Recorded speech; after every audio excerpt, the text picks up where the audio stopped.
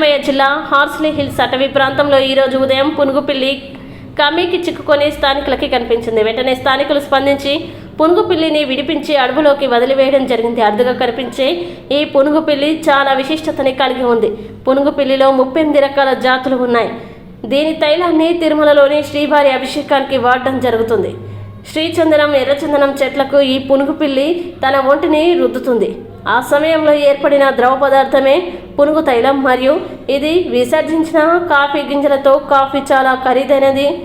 అంతరించిపోతున్న ఈ జాతి మళ్ళీ కనిపించడంతో స్థానికులు ఆనందం వ్యక్తం చేస్తున్నారు.